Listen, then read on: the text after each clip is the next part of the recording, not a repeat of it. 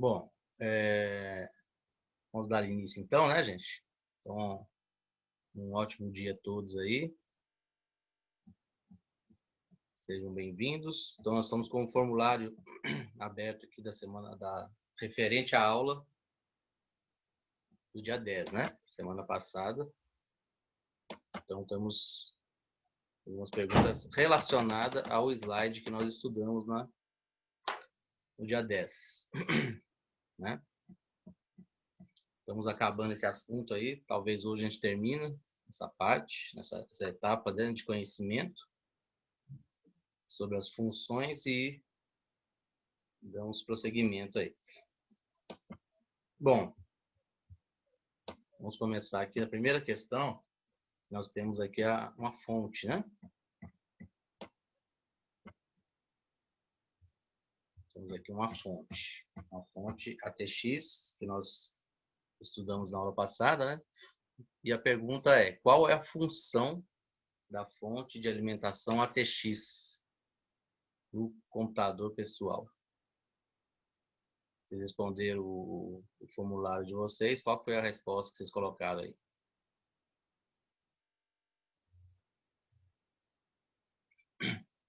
Qual é a função da fonte de alimentação ATX? Função dela para o PC, computador pessoal.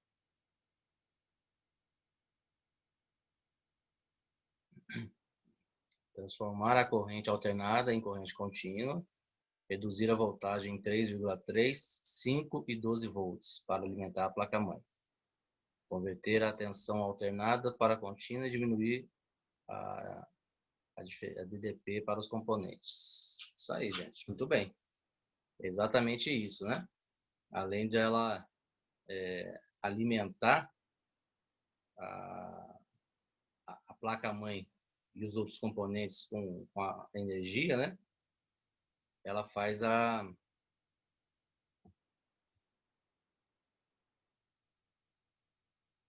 que deu uma travada aí, né? A internet oscilou aqui. Então, além de ela alimentar, ela que é responsável em alimentar a placa-mãe com energia, né? Energia elétrica, assim como os outros componentes que estão ligados na placa-mãe, e principalmente fazer essa transformação, né, da corrente alternada para corrente contínua e fornecendo as tensões, né, as voltagens de 3,3, 5 volts e 12 volts. Essa é a função, então, da fonte de alimentação. Certíssimo. Muito bem. Quais as tensões em DC fornecidas pela fonte ATX?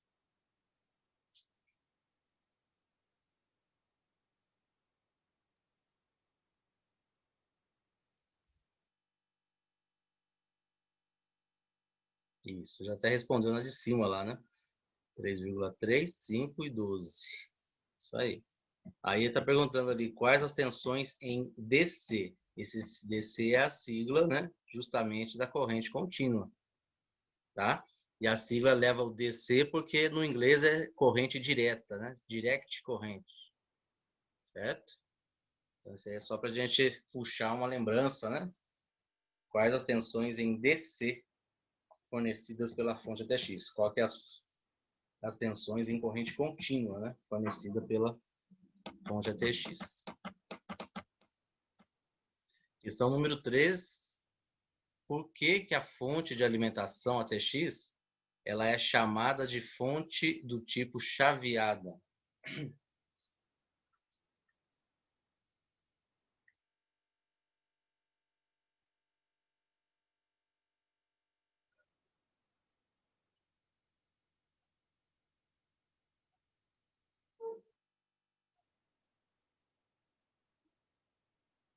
Pois possui um chaveador que desliga e liga rapidamente para manter a corrente estável. Isso aí, né? Então, a fonte de alimentação do tipo chaveada, ela contém componentes eletrônicos que trabalham dessa forma, né? Eles trabalham com o chaveamento de corrente, né? Liberando os valores de tensão necessário pela placa, né? Pela placa de circuito.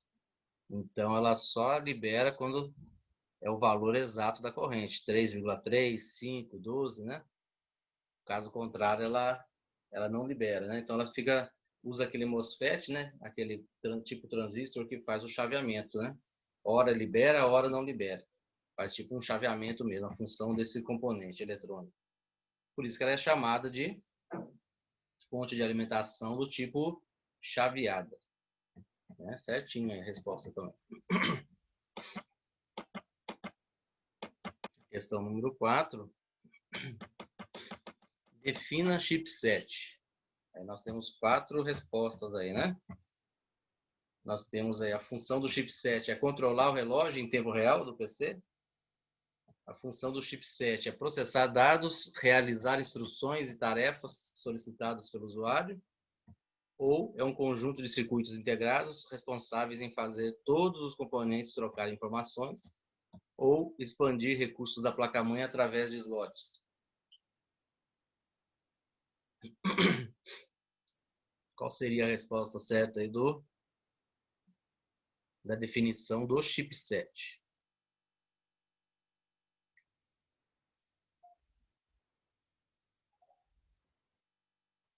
Conjunto de circuitos. Exatamente. Então, essa resposta aqui, né? O chipset é um conjunto de circuitos integrados, né? Exatamente 2, responsáveis em fazer todos os componentes, né, da placa-mãe trocar informações através dos barramentos, né, das trilhas, barramentos, e eles que controlam essa comunicação, essa troca de informações entre os componentes, né? A primeira resposta, que é controlar o relógio em tempo real, seria quem? Vocês lembram quem que é?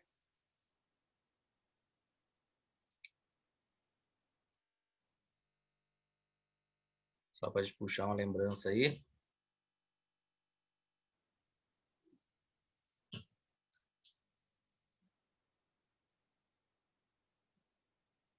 Alguém lembra?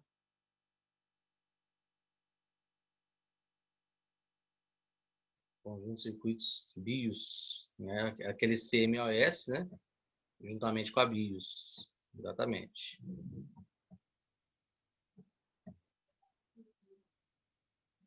Vamos ver a segunda aqui, ó. Processar dados, realizar instruções e tarefas solicitadas pelo usuário. Quem que seria ele? Esse tá fácil, hein? Processador. E o último aqui, expandir recursos da placa-mãe através de slots. Também tá fácil, né? São quem? As placas de expansão, né? Isso, exatamente. Muito bem. Vocês estão fera. E a questão número 5, para a gente fechar o formulário de hoje. O que seria ponte norte e ponte sul? Ponte norte é o chipset responsável pelo controle dos barramentos de alta velocidade, né? Como fazer a comunicação entre memória RAM e processador. Isso, muito bem. E a ponte sul controla os barramentos de baixa velocidade, como HDs, USB, PCI. Exatamente, ótimo. Certíssimo, né? Então, é o chipset North Bridge e o chipset South Bridge, que é o ponte norte e ponte sul.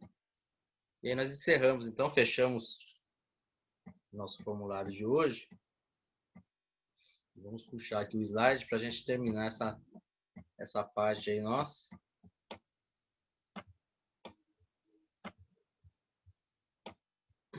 Na última aula a gente até parou nessa parte aqui, né? Opa, peraí que não está aparecendo para vocês aí.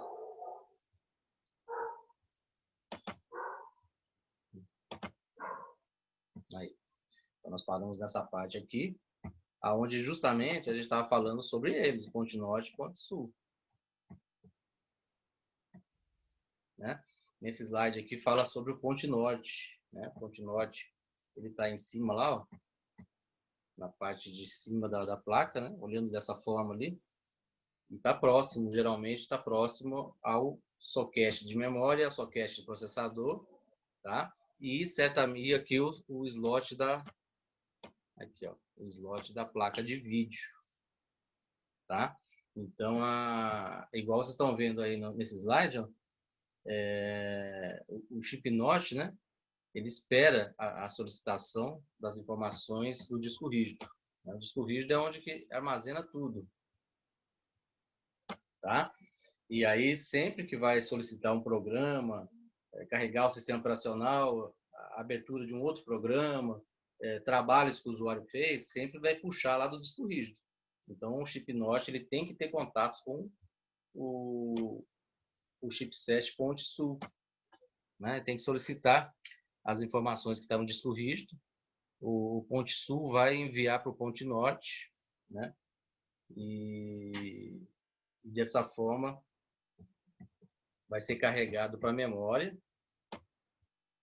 E lá da memória, os dados serão enviados para quem vai processar os dados, né? No caso de processamento em geral, né? É a CPU. Tirando o quê? Tirando as informações gráficas, né, gente? Tudo que for informações gráficas é a GPU, que é um chip parecido com a CPU que costuma ficar na placa de vídeo, tá? Ou no caso ela fica embutida aqui, ó, nessa região aqui mais ou menos. Ela fica embutida aqui nessa região quando for o caso da a placa de vídeo for on-board, né? Mas acaba utilizando recursos da placa-mãe, né? Quando é on-board. Beleza? Então é isso. Esse aí é o trabalho do chip NOT, né? O chip NOT fica trabalhando entre memória, processador, que é a CPU, e a GPU, que é o processador da placa de vídeo, né? Para desmembrar um pouco, né, as atividades aí. Então, foi criado esse recurso de a placa de vídeo trabalhar seus próprios dados gráficos, né? Não utilizando recursos da placa-mãe. No caso de ser off-board, né? No caso de ser on-board, ela pode até ter um chip separado, porém vai utilizar recursos da placa-mãe, né? Não tem jeito. E o chipset ponte-sul, né? Que nós também já falamos um pouco, Salt Bridge, ele fica responsável, né, pelos componentes lentos do PC, né? Também conhecidos como dispositivos de entrada e saída, tá? Inclui disco rígidos, portas USB, portas de teclado, né? PCI, né? Igual foi respondido ali pelo Nicolas, né? Na resposta lá do formulário. Então são assim, são várias outras portas, são vários outros barramentos, interfaces, esses são os nomes exatos, né? Interfaces, portas, conexões, barramentos, são vários. Só que eles têm a característica de comunicação deles, de troca de informações mais lentas. Então, eles ficam separados, né? Separados para não atrapalhar a troca de informação entre processador e memória. Né? Porque o que acontece, gente? Normalmente, essas placas de circuito, por ser circuito eletrônico, normalmente os componentes eles têm que ter um entrosamento, né? Tem que ter um tipo de troca de informações semelhantes. Não tem como o processador ele ser mais rápido na troca de informação com a memória e a memória ser mais lenta. Eles têm que ter uma igualdade durante a troca de informação. Por isso, daqui a pouco eu vou entrar nesse assunto, existe o barramento interno e o barramento externo. Tá? Cada um dos componentes tem isso. Eles possuem o barramento interno e possuem o barramento externo. Normalmente, o barramento interno, não de todos, né? Mas principalmente o processador, por exemplo. O barramento interno dele é uma velocidade bem mais alta, porque é o que? É o processamento dele. É a forma de ele trabalhar. Então, a velocidade dele interna é muito mais rápida. Só que aí o que acontece? Os outros componentes que comunicam com ele não acompanham a velocidade dele, do processador. Então, aí tem que existir um outro barramento, que é o barramento externo. O barramento externo, ele é generalizado. Então, aí tem que ter um consenso, né? Os componentes que conversam, igual memória e processador, eles têm um barramento externo idêntico, né? para ter o mesmo entrosamento, a mesma forma de comunicação. Por isso é separado o barramento interno do barramento externo, certo? Então, dessa forma, o que acontece? O Ponte Sul controla os barramentos, né, a taxa de comunicação dos componentes mais lentos, né? Faz um tipo de comunicação entre eles que seja o barramento externo semelhante, né? Agora, o que acontece? Entre ponte norte e ponte sul, e tem que existir também uma forma que não atrapalhe, né? Certo? Então, existe uma situação também, né? De forma que tenta-se não perder tanto. Tanto que, assim, acaba que mesmo assim, visivelmente, a gente percebe que quando a gente mexe com informações do disco rígido, né? Quando a gente salva ou quando a gente busca alguma coisa que está no disco rígido, vocês percebem que ele demora um pouco mais para abrir, para acessar, para salvar, né? Por causa dessa comunicação ser mais lenta. Agora, quando você está trabalhando com informações que estão na memória, naquele momento, naquele instante, a resposta é mais rápida, né? A gente não fica lá esperando salvar, ou não fica esperando acessar, abrir. Então, essa forma visível que vocês têm é isso. Quando vocês acessam informações, quando vocês solicitam atividade com o disco rígido, vocês percebem que parece que o computador está mais lento, né? Porque o disco rígido ele é um dispositivo mais lento. Ele está por conta do Ponte Sul, né? Que trabalha com dispositivos mais lentos. E como o disco rígido é um dos componentes que tem contato direto com memória e com processador, quando a gente faz alguma atividade relacionada a disco rígido, a gente percebe que o computador ele é mais lento com atividades sobre disco rígido do que atividades que já estão abertas lá, que está na memória RAM, né? É muito mais, é perceptível demais isso, certo? Então vamos lá. Dando sequência aqui de Ponte Sul, nós temos aqui uma amostra, né, gente, do Ponte Sul, onde ele é responsável pela bateria com a BIOS e o CMOS, aqueles chips de configuração, né? Ele é responsável por os recursos, né, de som, de rede. Olha o disco aqui, ó, disco rígido, né? Então são vários recursos, são bastante recursos. Portas seriais e paralelo. A gente vai falar sobre isso um pouco quando a gente chegar nesse ponto. As portas USB, né? PCI Express, só que não o da placa de vídeo, né? Os outros demais slots PCI. Então, o chipset controla essa comunicação toda.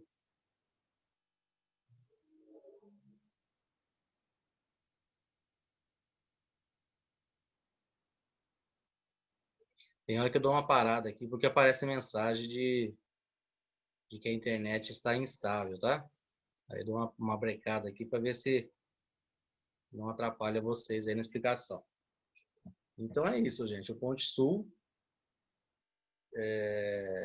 existe essa maneira de separação aí para tentar, né? Já pensou?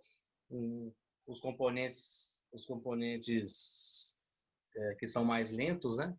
Eles tentando aquela confusão, né? Conversando, trocando informações com os que são mais rápidos, e aí começa a dar, a gente vai perceber, vai começar a dar aquelas falhas, né?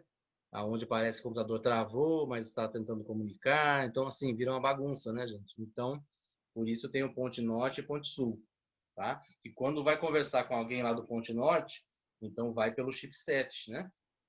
Aí, através desse chipset, com o chipset, existe recurso para diminuir esse gargalo, né? Da velocidade dos componentes. Mesmo assim, igual eu falei, disco rígido e memória e processador, quando tem essa troca de informações, a gente ainda percebe um pouco, né? Essa pequena lentidão aí. Tá bom? Então, olha só. Finalizando, né, essa informação, nós temos aí que, explicando, né, que grande parte do desempenho do sistema é determinado pelo chipset, né? Tá? Por quê? Porque quando a gente vai comprar um computador novo, né, é importante observar observar justamente a performance. Então, hoje, nós sabemos que, além da placa-mãe, né, nós temos que ver a quantidade de memória e qual processador que vou utilizar. Então, isso aí é um recurso, sim, a princípio, mais importante, né? Porém, o que está falando esse slide aí, que fala sobre a questão de upgrade. Se eu tenho intenção de fazer um upgrade, o upgrade é o quê? É melhorar um computador sem precisar comprar outro, né? Eu quero fazer um upgrade dele, uma melhoria nele, daqui a 2, 3 anos, aí trabalhar com ele mais um tempo, para depois pensar em vender. Então, tudo tem que ser programável, tá, gente? Então, igual quando chega uma pessoa assim, você é técnico de computador? Então, qual computador que você me orienta a comprar?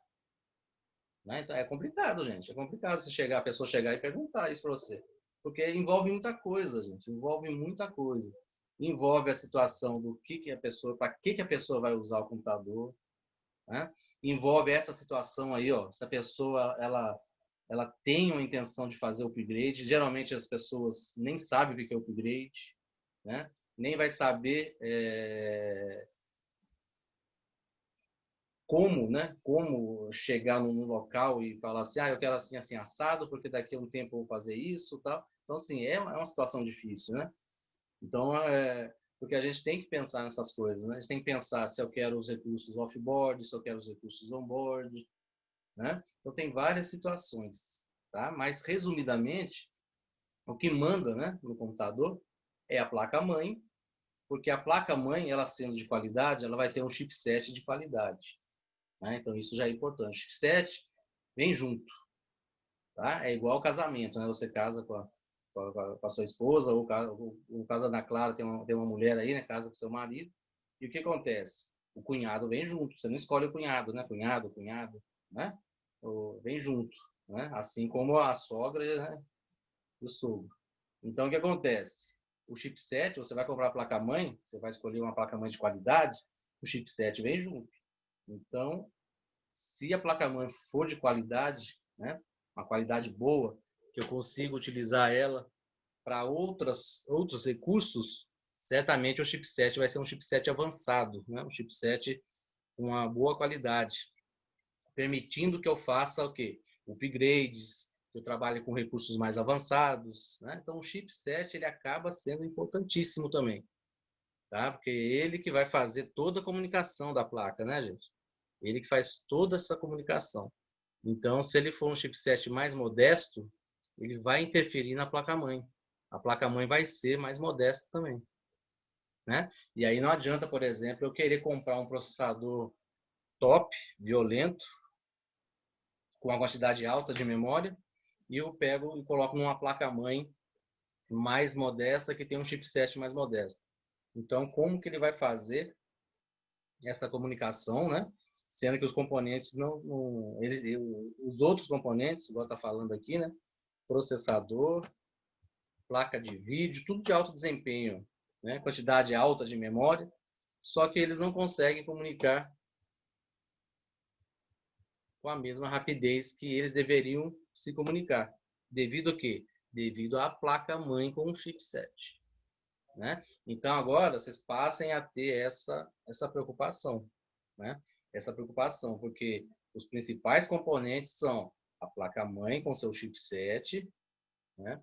Processador e a quantidade de memória, né? E, em segundo momento, o disco rígido, né? Porque o disco rígido, aí eu vou me preocupar com a capacidade de armazenamento. Quanto de espaços para armazenar meus trabalhos, meus programas, né?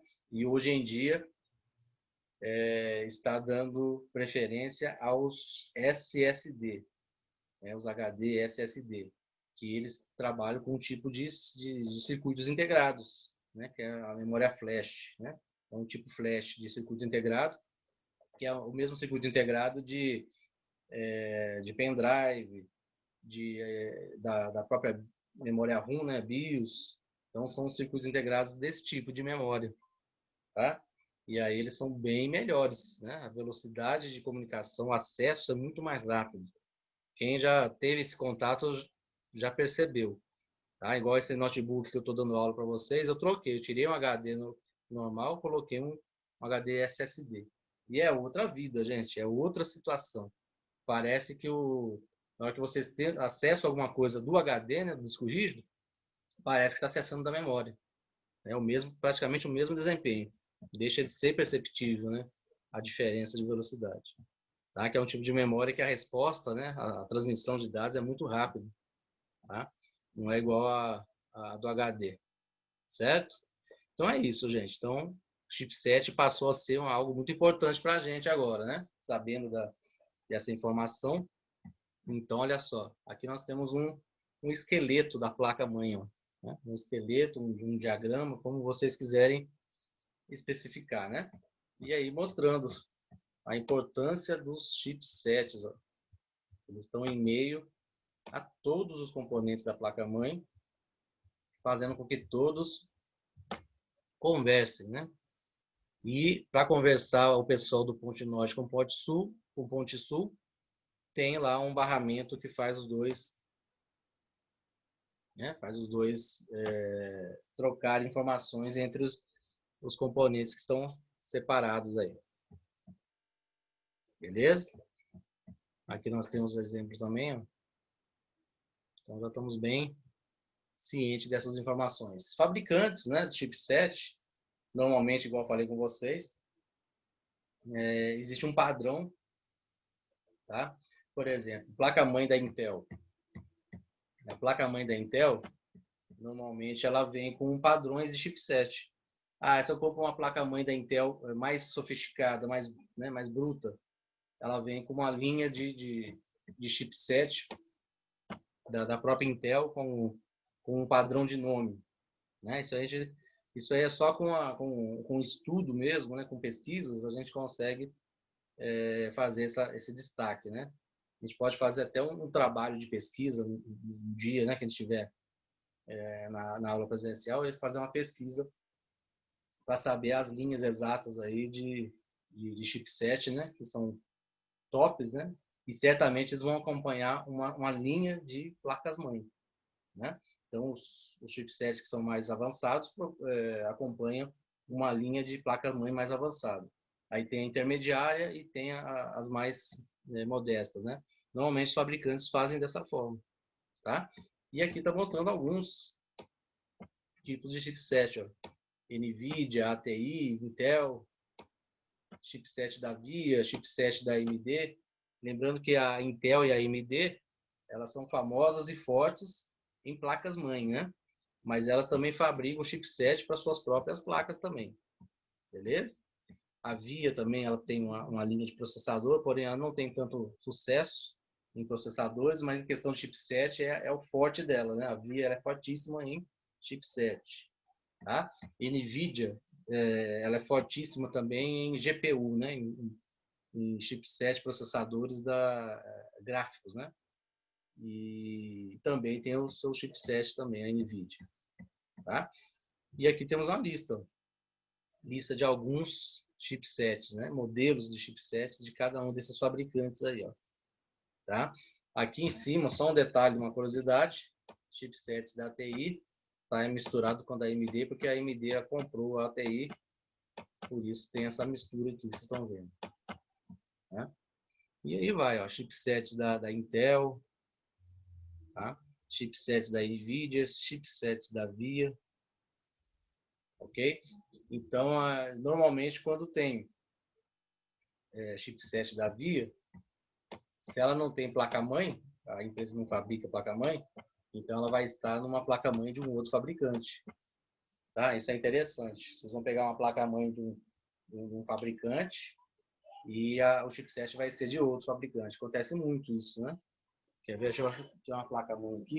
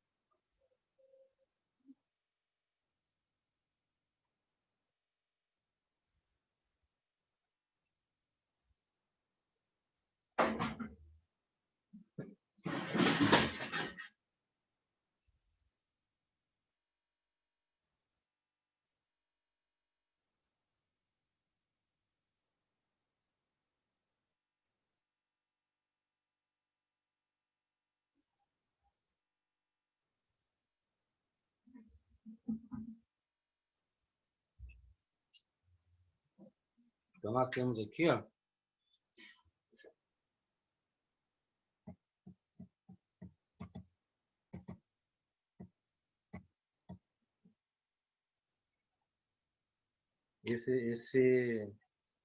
essa placa-mãe. Eu não estou conseguindo ver o fabricante dela aqui. Se ela é da Intel. Eu tenho o modelo da placa-mãe aqui. Acho que é da Intel. Todas as duas é da Intel. Tá? Aqui tem o modelo da placa-mãe, ó. Vocês vão conseguir enxergar. Tem uma etiqueta aqui, ó, com um código. Tá bem na ponta do ponteiro. Através desse código aí eu jogo esse código que é o modelo da placa-mãe, eu jogo na internet e puxa tudo, puxa ela toda, puxa manual, puxa a imagem dela, puxa os drivers da placa, né? Que os drivers justamente os softwares de reconhecimento dos dispositivos que a gente tem que instalar no sistema operacional para ser reconhecido, né? A gente vai ter essa aula para aprender isso. E o chipset dela, ele está com um dissipador no ponte norte e o ponte sul está aqui, ó, da Intel. Então o chipset dela é da Intel. Então ela é da Intel e o chipset da Intel também, tá? Eu sei que ela é a placa-mãe da Intel pelo código, pelo fabricante aqui, que é P71. Geralmente esses modelos são da Intel. Então é uma placa-mãe da Intel com chipset da Intel. Essa outra aqui é uma placa mais antiga. Essa aqui eu não estou sabendo qual que é o modelo dela, não. Ela não está tão visível aqui, não. Só que o que eu consegui perceber nela aqui, que os chipset delas é da CIS. Chipset que não era bem agradado, tá, gente? O pessoal não agradava muito desse chipset, não. Tem o ponte sul aqui embaixo, ó. Ponte sul e o ponte norte. Tá? Era um chipset mais modesto. As placas eram mais baratas e geralmente utilizava muito recurso on-board. Então, quando tinha uma placa-mãe que tinha esses chipsets da CIS, era tudo com recursos mais básicos, tá? Mais modestos. Então, pode saber que aquela placa ali era uma placa mais barata, né? E mais fraca em relação às outras. Tá? O chipset da CIS ele era mais modesto. Nessa época, eram os computadores mais baratos. Tá? Então é isso. Gente, alguma pergunta? Alguma dúvida em relação a chipset? Podemos dar continuidade? Passar à frente aí o assunto?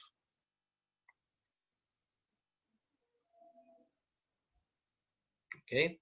Então, nós encerramos essa parte de chipset, mas na verdade a gente vai acabar meio que dentro do assunto ainda. Tá? Por quê? Porque nós vamos tratar um pouquinho dos barramentos. A gente falou do chipset e aprendemos que o chipset é eles que controlam praticamente todos os barramentos, todas as comunicações entre os componentes. Então, a gente vai falar um pouco sobre os barramentos, que é justamente quem os chipsets controlam, né? Então, a gente vai estar meio que dentro do assunto ainda, tá?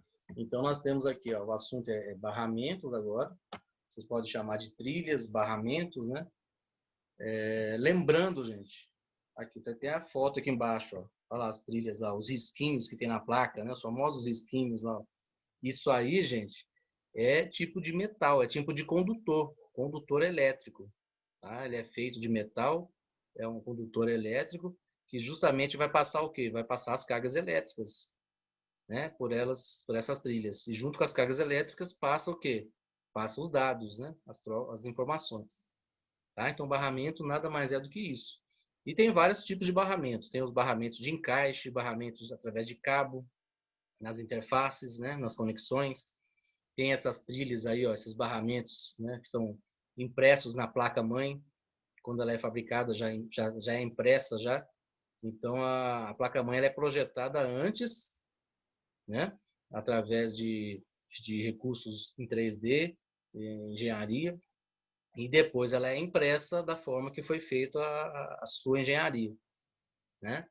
E aí ela já sai pronta com essas trilhas todas interligadas entre os circuitos, né? Entre os chipsets e os circuitos, chegando aos componentes, né? Aos slots, sockets, interfaces, portas, né? Fazendo toda essa comunicação, ok? Assim que funciona. Antigamente eu tinha um vídeo, não sei se eu consigo achar ele novamente, eu tinha um vídeo mostrando a fabricação de uma placa-mãe. Era muito interessante, era muito legal. Se eu conseguisse achar ele de novo, eu mostrava para vocês esse vídeo. Então, só que é bem antigo o vídeo porque eu dava aula em outra época, em outra escola, então acabou que eu fiquei um tempo sem mexer com aula, então eu não me recordo se eu tenho esse vídeo. Então, os barramentos, eles são justamente um meio de comunicação, né? Um meio de condução elétrica. É por onde passa a corrente e a tensão elétrica fornecida pela fonte de alimentação. E junto a isso, né, tem a trilha exata, não são todas, tá? A gente vai aprender isso agora. Tem a trilha exata que passa os dados. E aí é um meio de comunicação, certo? Bom, tá faltando menos de um minuto aqui. Vou encerrar esse link. Já volto com o outro, tá, gente? Aí a gente continua aí o assunto. Até mais.